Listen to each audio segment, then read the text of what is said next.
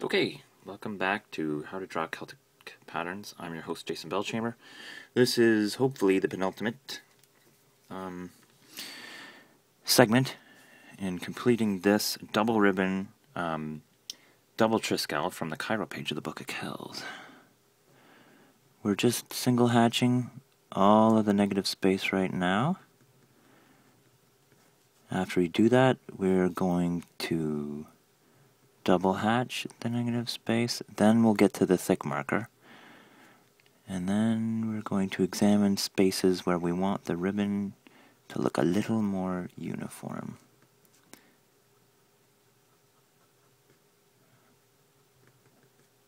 Alright, we've erased it. In the first segment we drew the spine,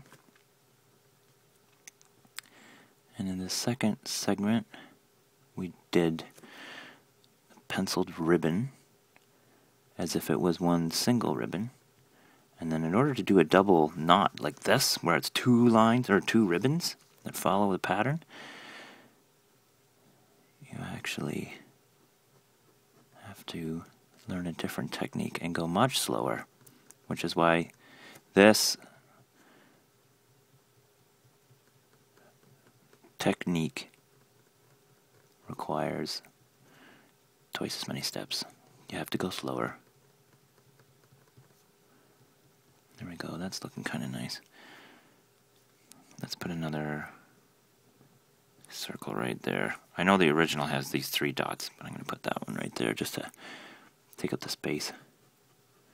We're going to single hatch this.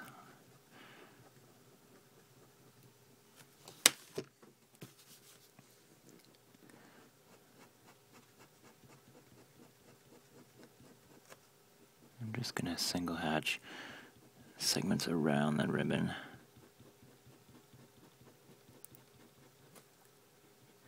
I'm going to match this on this side.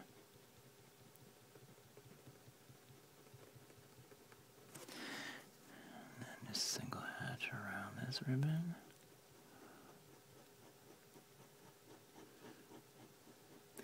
The reason why you want to go slow with a double knot like this is because, yeah, it's twice as much work.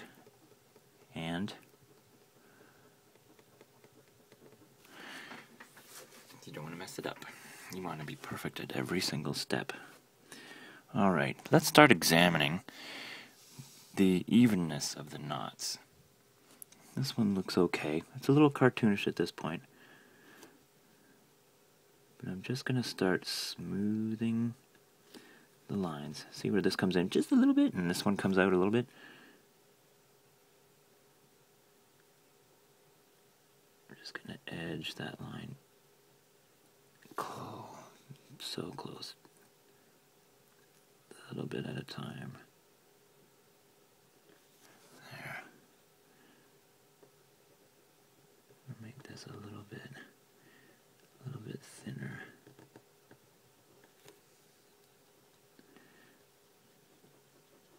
I'll cross hatch this, or just fill it in basically.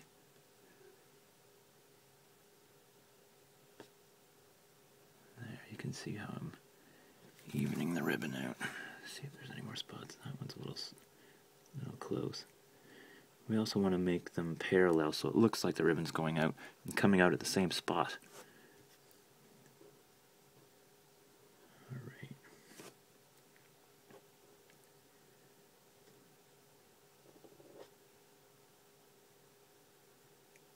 Done. This nice and smooth curve. Yeah, just like that.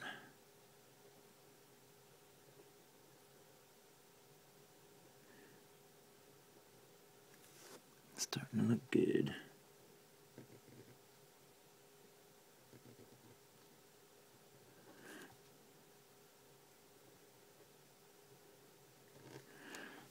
All right.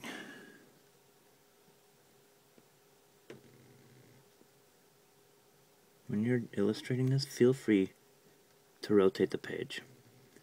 I say that in many videos because it's easier to draw a curve in a certain direction because your hand draws in a certain direction.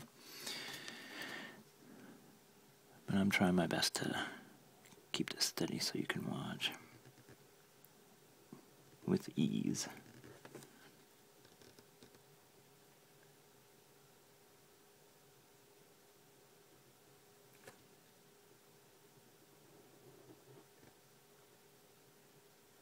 There we go, we got those. Now let's make this a little thinner and more uniform. Yeah, right there.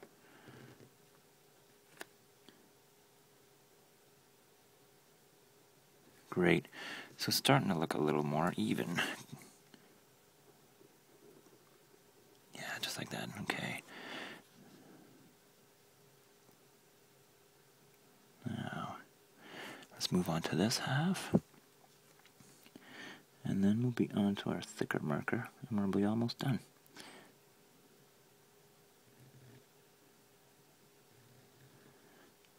There we go. Curves are very pleasing to the eye.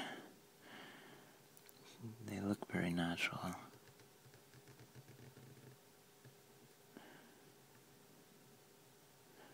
In nature, it's very rare to see a straight line other than the horizon on the water. There's usually something that interrupts a straight line.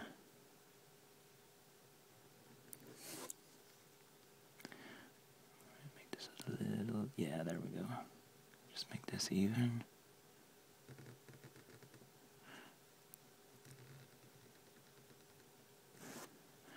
I was out in Vancouver this weekend at the Celtic Fest on St. Patrick's Day. It's 2012, by the way. And I had an awesome time. Vancouver is a city in the western part of Canada, north of California. Alright, let's make this one a little bit thinner.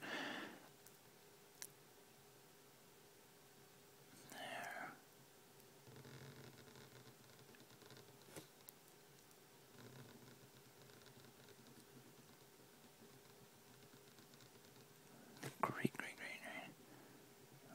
Awesome.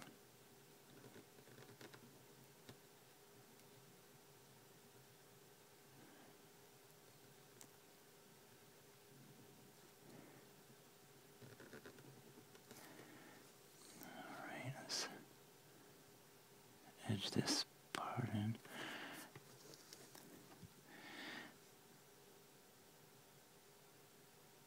Sometimes when you draw a lot with a marker, depending on the quality of your paper, you'll start to get fibers off your paper. And like a brush, it'll stick to your marker. Alright, let's make this one a little thinner. Let's move in from the top. That looks good on the bottom. Move this one in a little bit here. And this one. Yeah, that looks good. Let's make this a little more congruent. This one a little more.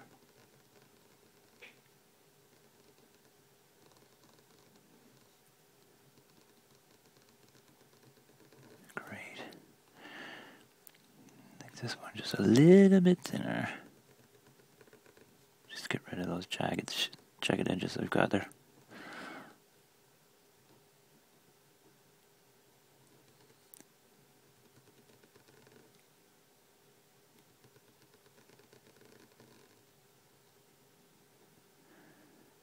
When you draw like this, you learn to steady your hand with your pinky.